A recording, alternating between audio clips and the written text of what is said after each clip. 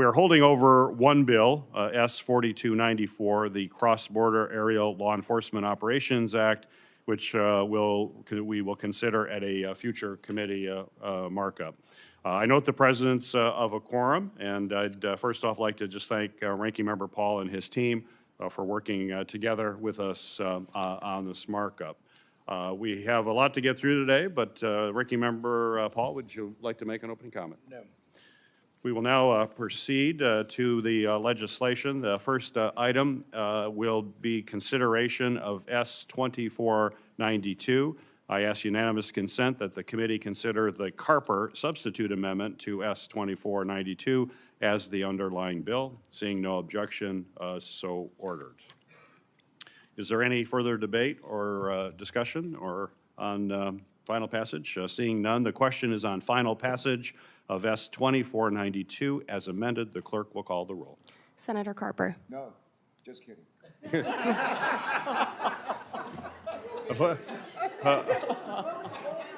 Whoa. Aye. Okay. On the Carper bill. Senator Hassan. Much less dramatically, aye. Senator Sinema. Aye by proxy. Senator Rosen. Enthusiastic. Senator Ossoff. Aye by proxy. Senator Blumenthal. Senator Butler. Aye by proxy. Senator Paul. I think we finally found something that we have complete and utter bipartisan support, and that's ending payments to dead people. I'm an emphatic yes. Yay. Senator Johnson. Johnson. Aye by proxy. Senator Langford. Senator Romney. Senator Scott. Senator Hawley. Senator Marshall. Senator Peters. Aye.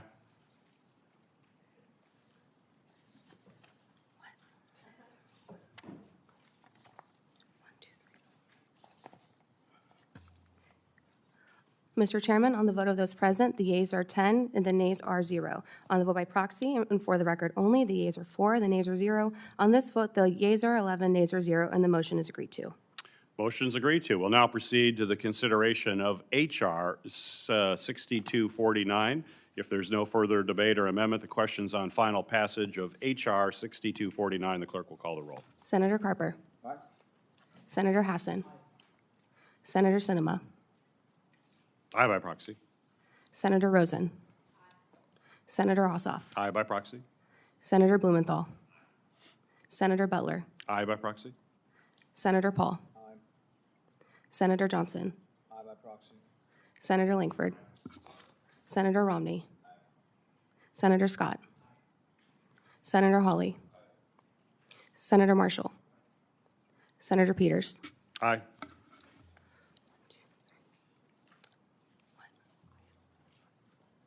Mr. Chairman, on the vote of those present, the yeas are 11, the nays are 0. On the vote by proxy, and for the record only, the yeas are 4, the nays are 0. On this vote, the yeas are 11 and the nays are 0, and the motion is agreed to. Motion is agreed to. We will now proceed to consideration of H.R. 5528. I ask unanimous consent that the committee consider H.R. 5528 as the underlying bill. Without objection, so ordered. If there's no further debate or an amendment, the question now is on final passage of H.R. 5528. The clerk will call the roll. Senator Carper. Aye. Senator Hassan. Aye. Senator Sinema. Aye. By proxy. Senator Rosen. Senator Ossoff. Aye by proxy. Senator Blumenthal. Senator Butler. Aye by proxy. Senator Paul. Present. Senator Johnson. Aye by proxy. Senator Langford. Senator Romney. Senator Scott. Senator Hawley. Senator Marshall. Senator Peters. Aye.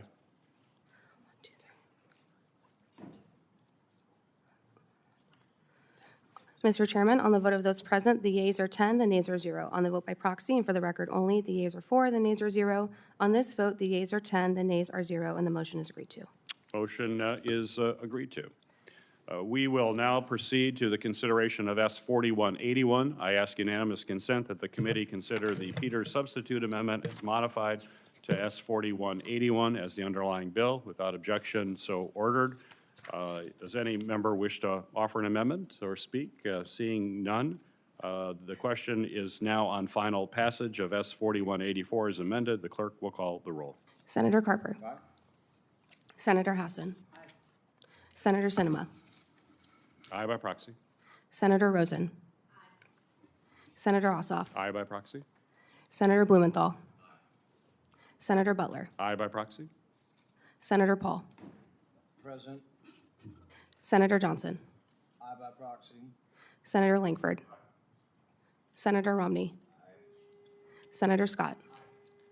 Senator Hawley. Senator Marshall. Senator Peters. Aye.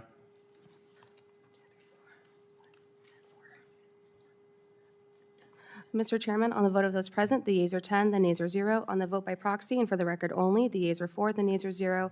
On this vote, the yeas are 10, and the nays are 0, and the motion is agreed to. Motion is agreed to. We will now proceed to consideration of S 4305. I ask unanimous consent the committee consider the Peters substitute amendment to S 4305 as the underlying bill. Without objection, so ordered. Seeing no member wishing to offer an amendment or speak, the question now is on final passage of S 4305 as amended. The clerk will call the roll. Senator Carper. Senator Hassan. Senator Sinema. Aye by proxy. Senator Rosen. Senator Ossoff. Aye by proxy. Senator Blumenthal. Senator Butler. Aye by proxy. Senator Paul. Present. Senator Johnson. Aye by proxy. Senator Langford. Senator Romney. Senator Scott. Senator Hawley. Senator Marshall. Senator Peters. Aye.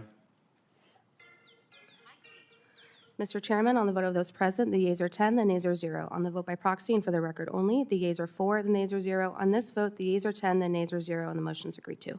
Motion is agreed to, and we will now proceed to consideration of S 4066. I ask unanimous consent the committee consider the Peters substitute amendment as modified to S 4066 as the underlying bill.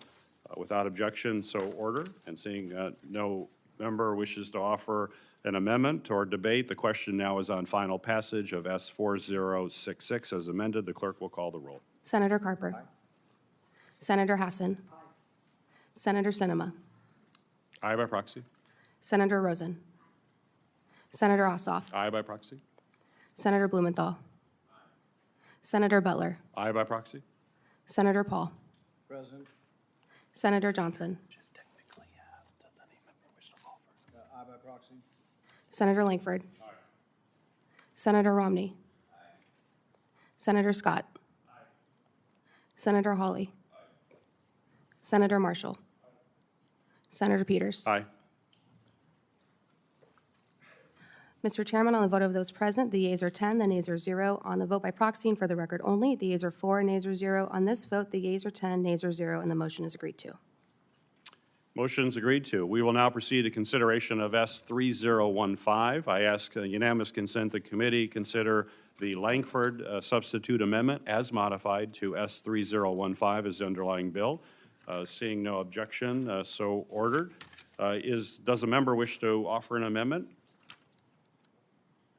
If there's no further debate or amendment, the question now is on final passage of S 3015 as amended. The clerk will call the roll. Senator Carper. Senator Hassan. Senator Sinema. Aye by proxy.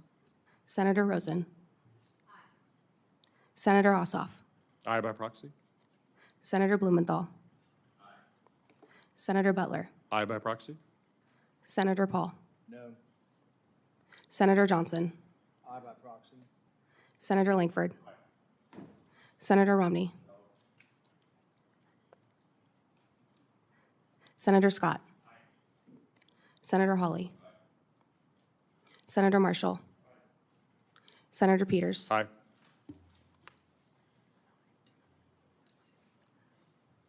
Mr. Chairman, on the vote of those present, the yeas are 9, the nays are 2. On the vote by proxy and for the record only, the yeas are 4, the nays are 0.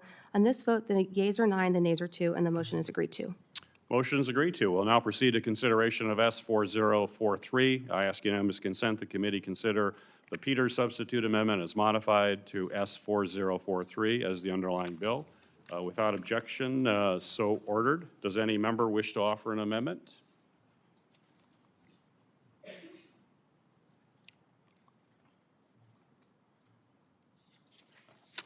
Seeing no amendment being offered,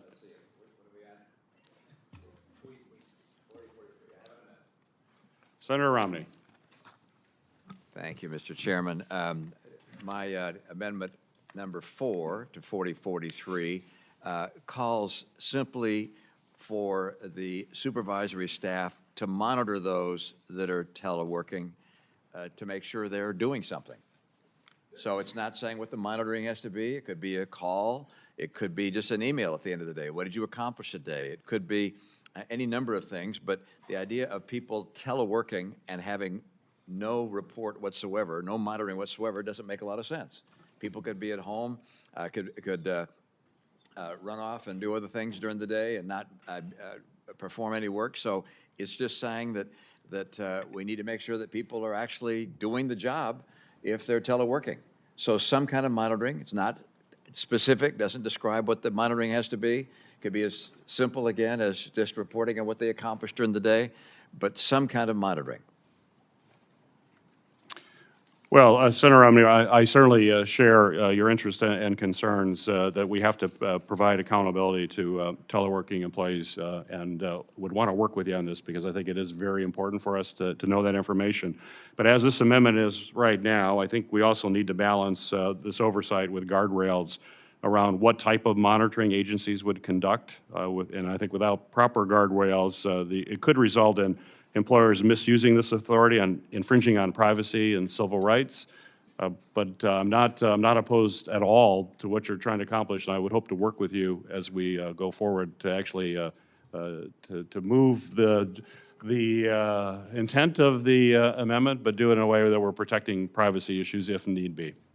I find that a little unusual in that every employer has a responsibility to oversee the work of the people that are assigned to work for them. It doesn't infringe their privacy or certainly their civil rights if you employ someone to monitor whether they're actually doing the job. Yeah, and I agree there's a broad scope for that. We just want to make sure if there are guidelines we need to put in place, we're happy to work with you. And it may go forward as is, but we just like to talk with you more about this particular amendment before we move it forward after it passes it here in committee. I support the amendment, and I think government doesn't have a good reputation for getting the most out of their employees anyway. Without the profit motive, without the ability to fire employees, it's very difficult to think anybody working from home is actually going to do their job. In the finance industry and in lots of industry, every minute of every day is monitored. You get assessed on they know how many phone calls you've made. They know exactly what you're saying to the clients. In fact, they're recorded because some of it's, legal financial transactions you're making on the phone, and they listen to every minute.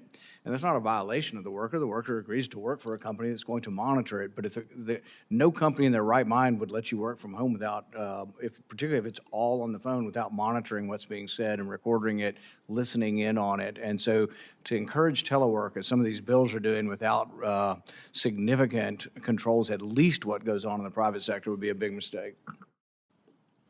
Mr. Chairman, Senator if I could also speak in favor of this amendment. I want to make it clear I'm against teleworking from home. I'm just against it overall at the government level. I don't think there's any way that these folks are accountable.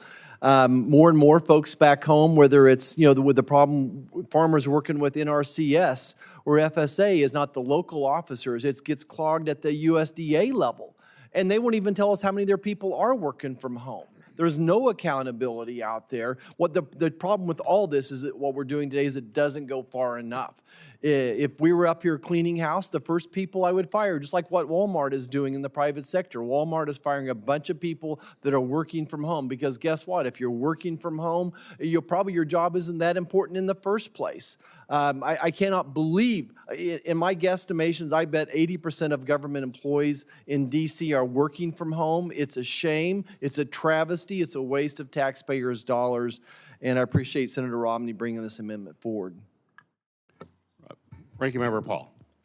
I think it was Senator Marshall who brought this up in one of the hearings. We were talking about infant formula, and they had banned or closed down this company. And I think you asked the question to the head of like the FDA, the CDC, all these heads of agencies, how many of them were in the office. None of the heads of agencies had been in the office in a month. And they didn't have their agents working either because everybody was working from home. And yet we closed down the only infant formula place in the whole country without having people to work because everybody's working by phone. So there are some real dangers to letting your federal government become teleworkers. Senator Hassan. Thank you, Mr. Chair. Look, I am respectful of what Senator Romney is, I think, trying to achieve here. I do think that this amendment would need to be more carefully crafted. I will also say, though, that day in and day out, workers for state, federal, local government do their jobs well above and beyond the call of duty. Not everybody does, but that's true in the private sector, too. I think painting all public employees with this broad negative brush is unfortunate. As somebody who has teleworked herself and was judged by the quality of my work and the outcomes that I produced, I find it hard to believe that we have to necessarily micromanage the accountability here. Federal supervisors have obligations to make sure that their employees are doing their work, and they should. But let's just refrain a little bit from painting all public employees with the same broad brush. Many of our federal employees went well above and beyond during COVID to serve the public, and I think it's important to recognize that. Thank you. Mr. Chairman? Senator Romney. I'm certainly willing to recognize that many federal employees do a wonderful job, but I certainly recognize that, as in the private sector, there are some that don't, and there are some that take advantage of lax oversight to get away with murder, not literally, but figuratively. And I can't imagine a private sector employer having large numbers, in our case, thousands upon thousands of workers, and not in some way monitoring what they're doing and what they're accomplishing. And a number have spoken of the need for supervisors to know how the employees are doing. That's all I'm asking. I'm just asking for us to monitor whether people are actually doing work when they're working from home.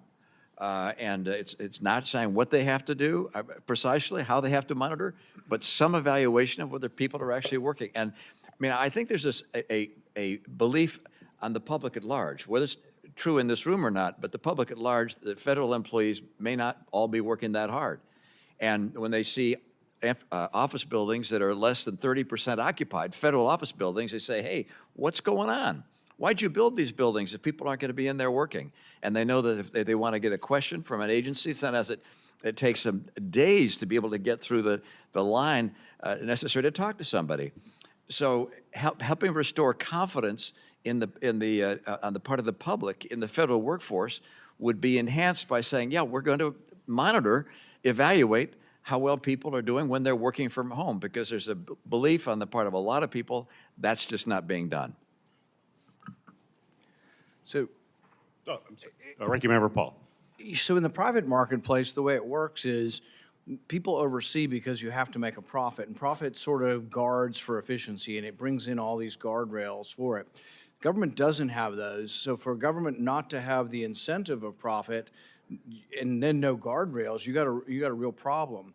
And all government employees aren't bad. I'm one, but I mean, so all government employees aren't bad, but there are examples of real malfeasance that if nobody's watching, really bad things can happen. And I just remember one example I think is worth putting into the record. This guy was the assistant to the head of the EPA, and for years he would tell his employer when he was coming to work, he would say, well, you know, I also work for the CIA, and there will be times I will have to be missing from my job. Swear to God, nobody ever checked the guy. He did this for years and years. Finally, we had a shutdown, and they had to judge who was essential and who was unessential, and they got to looking at the records, and the guy hadn't been in the office in 6 months or a year, and he said he was on a CIA mission. Someone finally had the wherewithal to call the CIA, and guess what? He had never worked for the CIA. I'm guessing was sitting by the pool drinking a beer, you know, whatever, or at some resort somewhere. He stole millions of dollars. I think he finally got 8 years in prison. So it kind of worked, but it took years to catch him.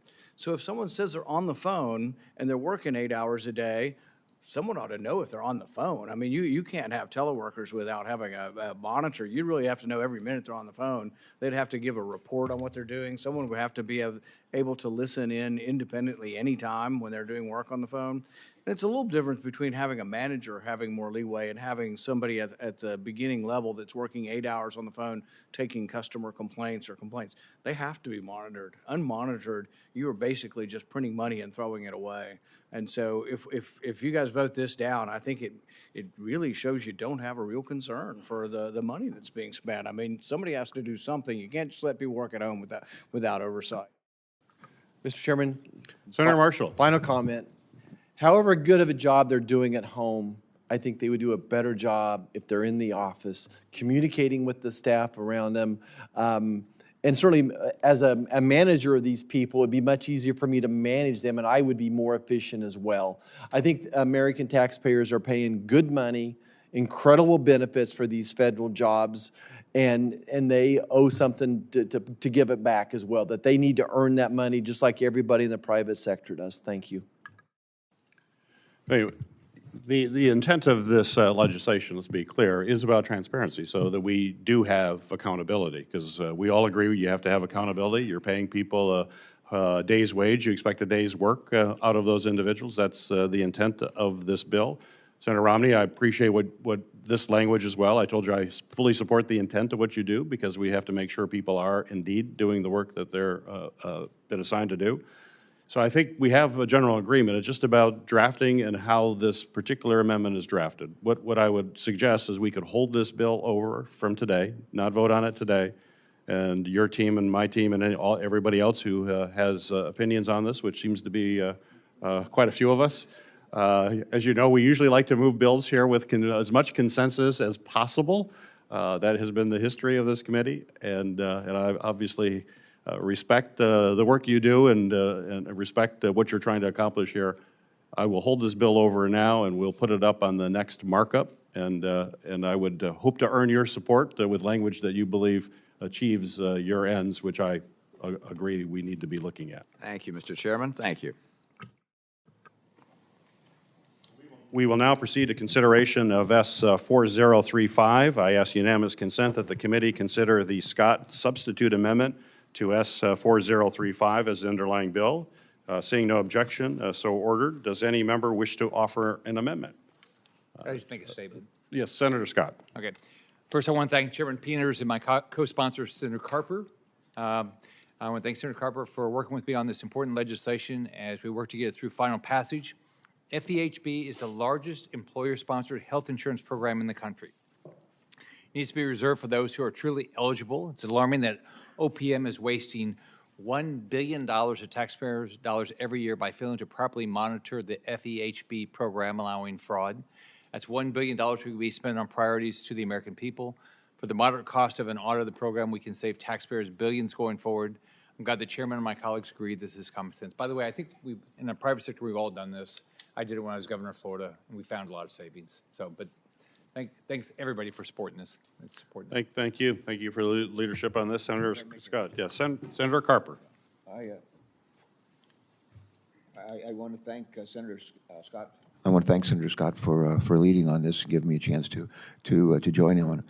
Our friends over at GAO put out at the beginning of every year high-risk list, high-risk ways of wasting money, and this is almost always on that high-risk list. And we've been chipping away at it. We need to continue to do so. The guy named Gene Didero is the head of GAO.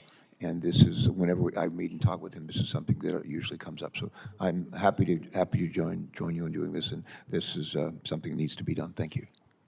Thank you. Seeing no further discussion and no amendments being offered, the question is on final passage of S4035 as amended. The clerk will call the roll. Senator Carper. Aye. Senator Hassan. Aye. Senator Sinema. Aye by proxy. Senator Rosen. Senator Ossoff. Aye by proxy. Senator Blumenthal. Aye. Senator Butler. Aye by proxy. Senator Paul. Aye. Senator Johnson. Aye by proxy.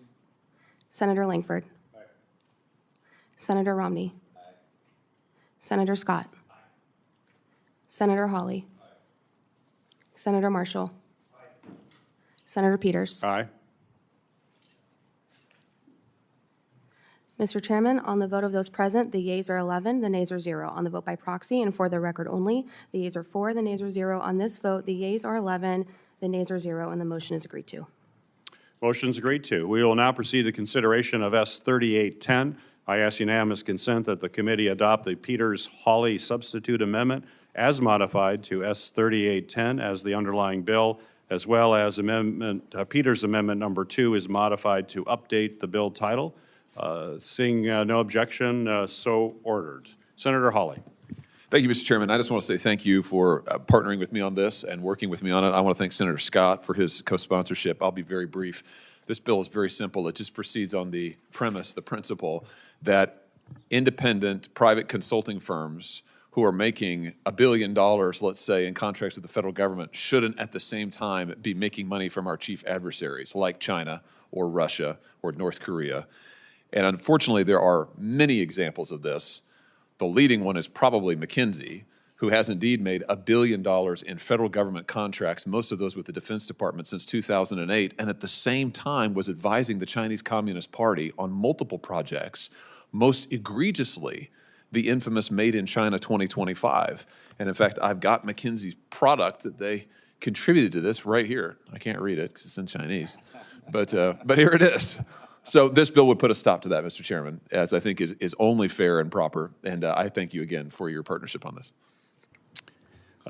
Seeing no further debate, the question is on final passage of S 3810 as amended. The clerk will call the roll. Senator Carper. Aye. Senator Hassan. Aye. Senator Sinema. Aye by proxy. Senator Rosen. Aye. Senator Ossoff. No by proxy. Senator Blumenthal. Senator Butler. Aye by proxy. Senator Paul. No. Senator Johnson. Aye by proxy. Senator Langford. Aye. Senator Romney. Aye. Senator Scott. Aye. Senator Hawley. Aye. Senator Marshall. Aye. Senator Peters. Aye.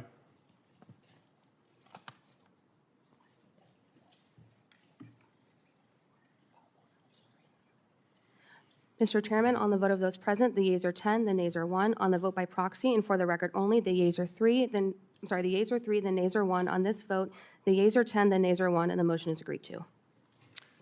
The motion is agreed to. We need to say this, so we need to adopt Peters Amendment 2 as modified, just to update the bill titles. Just asking unanimous consent to adopt. This one here, didn't I already do it? Yep.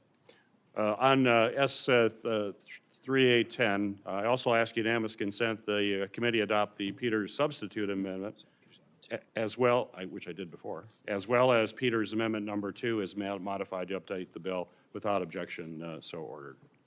I did say that before. I want to thank my colleagues for your attendance today, for your hard work. That concludes the voting on the bills, but does any member wish to be recognized to speak? Senator Langford. Oh, I'm sorry. Bill, thank you. Mr. Chairman, thank you for allowing me to be able to bring the Telework Reform Act bill up. Telework's not going anywhere. And I know there's a lot of conversation about whether we're going to have telework or not have telework. We are going to have telework. That's going to happen.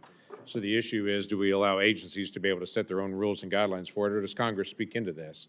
Is this committee's responsibility to be able to speak into how work is done on the federal workforce, including now telework and now remote work as well.